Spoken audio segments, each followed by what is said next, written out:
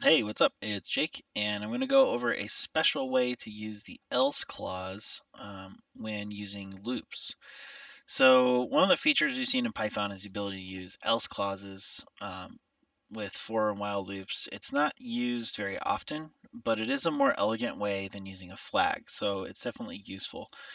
Um, so, you can have an else uh, block after a for or while loop if the loop ends normally because of exhaustion, or the iterator for loop because the condition is not met. With the while loop, then the else suite is presented and executed afterward. If the execution is interrupted by a break statement, the else clause is not interrupted or not executed. Sorry. So let's take an example of a for loop. Um, and I'm going to make a class called driver exception. And I'm going to pass in here an exception. Okay, and we're just going to say pass. Okay, now stick with me here. So we're going to have people, and we'll have James, who is 17.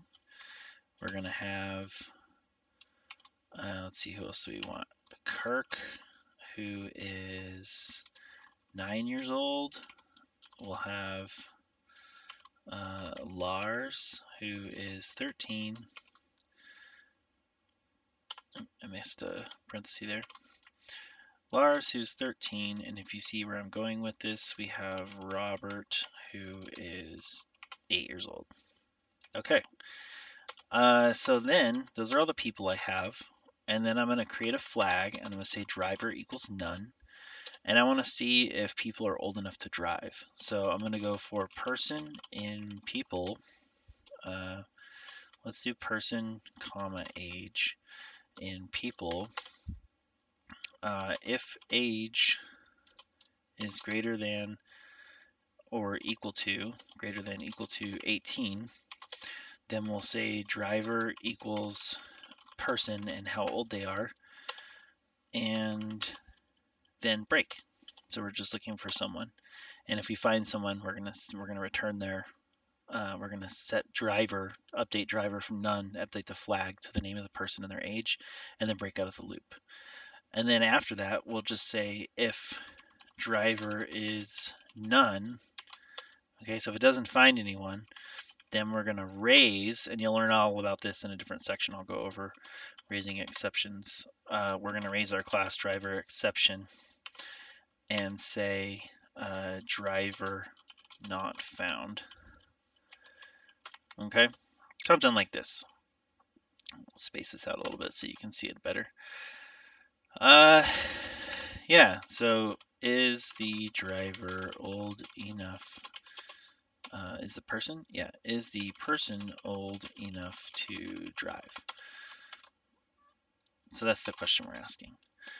Okay, so notice this, I'm using the flag pattern again, right? I'm using this flag pattern and I'm updating the flag. I kind of have the feeling that these kids are not old enough to drive, right? So in this case, none of these kids are old enough to drive. So if age is greater than equal to 18, it's going to go through James and say no. So it's not going to do this. Kirk, no. Lars, no. Robert, no.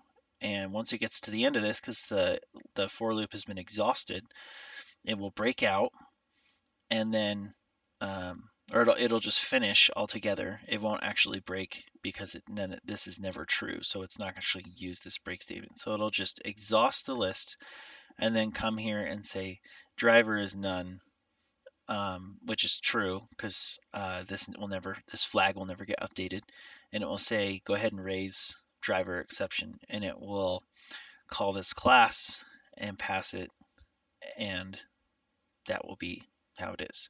So let's see what happens when we run this. So I'm going to do this special else feedback or trace back. We get this error, raise driver exception, driver not found. So now I'm actually returning an error, which is super handy way to give meaningful errors instead of some weird thing that somebody has to interpret. So we're not forced to use this flag pattern anymore if we don't want to. There's another better way to do this. So if I keep the same thing, I say I have a list of people, right? I'm going to remove this flag, so we don't need the flag anymore. And we're going to say for person age in people, if age greater than equal 18, driver person age break, that still will get exhausted. This will never be true. And instead of saying if driver is none, we can just say else raise an exception. So now we just removed our flag and we removed an if statement and just said for person blah blah blah else raise exception. And if we run this code, we get the exact same result. So this is just a more Pythonic, more elegant way of using a special else clause when you're trying to have a pattern where you're using a flag. So this is one shorter way to do it. So all you need to do is set up a driver object in case you find one, and the rest of the code's going to use that information elsewhere. So just for fun, let's make James 18 and run it and see what happens. So you can see what happens. Nothing. It doesn't do anything. Now, if I did break here, I could say else do this, but before that, I could say um, something like if driver, well, not really if driver. I'm just going to print driver. But maybe I want to go like, because I don't have a flag, if driver is none or is not none. So if it does find something, it'll print driver. We can try that. So there you go. It says, hey, we found James, he's 18.